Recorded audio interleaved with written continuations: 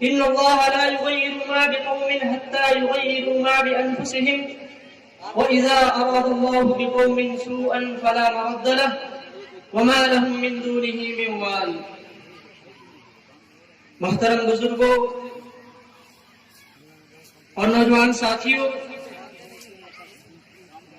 اور اسٹیج پر بیٹھے ہوئے معزز علماء کرام،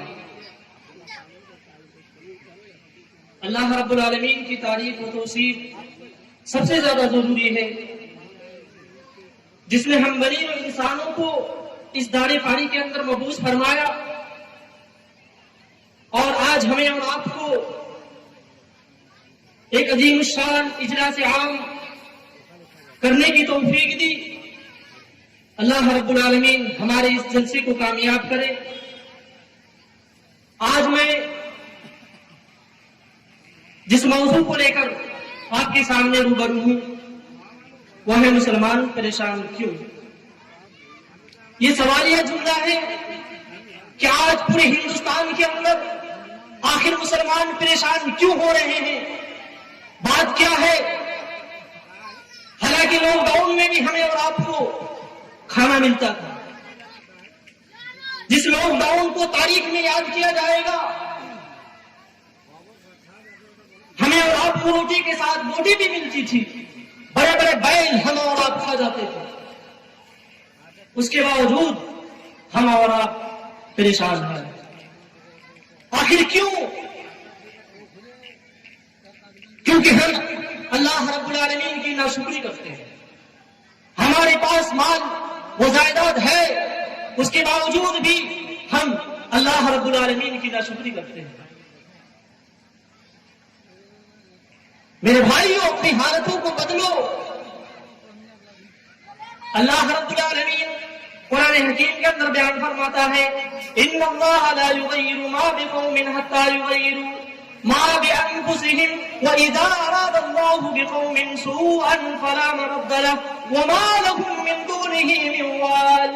اللہ فرماتا ہے بلا شبہ اللہ رب العالمین کسی قوم کی حالت کو اس وقت تک نہیں بدلتا جب تک کہ وہ قوم خود اپنے آپ کو نہ بدلے، اور جب اللہ رب العالمین کسی قوم پر آفت مصیبت نازل کرنا چاہتا ہے، کسی قوم کو تباہ کرنا چاہتا ہے، تباہ و برباد کرنا چاہتا ہے، تو پھر وہ واپس نہیں لوٹتی، اور اللہ رب العالمین کے سوا کوئی مددگار نہیں ہے۔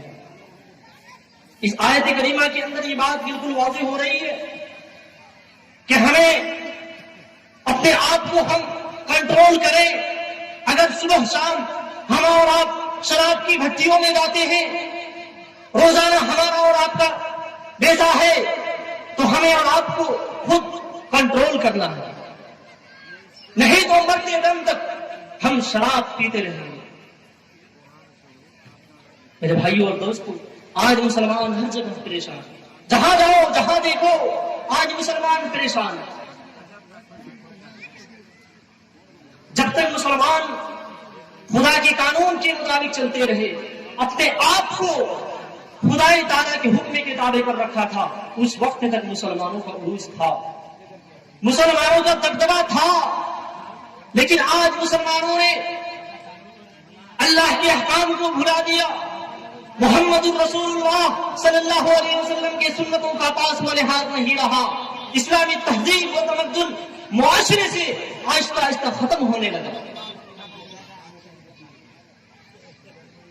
اور مسلمان ہر طرح کی پریشانیوں میں مبتلا ہونے لگے۔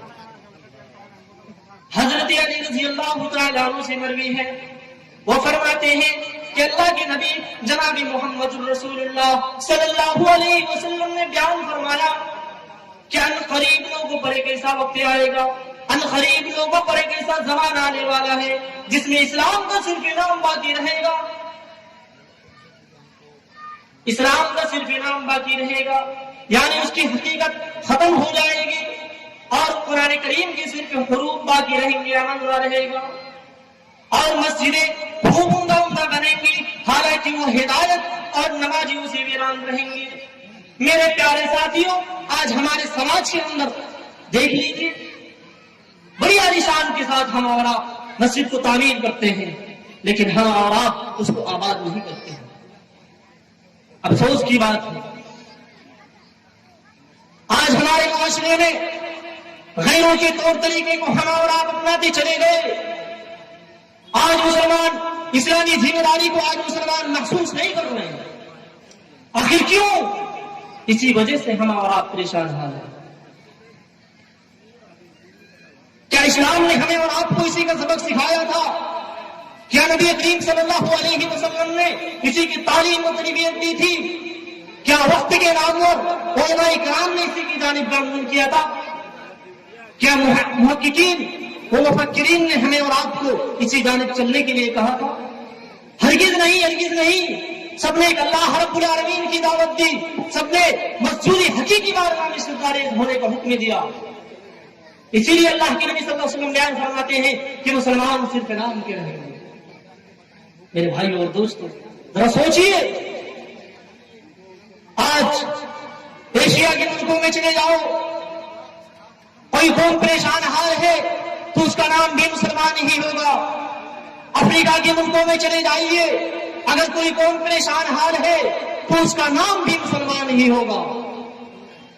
پورے دنیا کے ہر کونے کونے میں چلے جاؤ، اگر کوئی قوم پریشان حال ہے تو اس کا نام بھی مسلمان ہی ہوگا. آج مسلمان ہر جگہ بدنام اور رسوا ہو رہا. آخر کیوں؟ میرے بھائیوں اور دوستوں، صرف ہمارے نتیجے کی وجہ سے، ہمارے کرتوتوں کی وجہ سے ہم اور آپ آج پریشان حال ہیں. آج ہمارے مسلمان بھائیوں کو جے شری رام کے نعرے لگانے پر مجبور کرتے ہیں، تو کہیں مسلمانوں کو زبردستی خنزیر کا گوشت کھلایا جاتا ہے. آخر کیوں؟ کیا بات ہے؟ میرے بھائیوں اور دوستوں، ہم اپنے آپ کو سدھاریں، کیونکہ آج ہم ہر جگہ بدنام ہو رہے ہیں، ہر جگہ پریشانی ہو رہی ہے.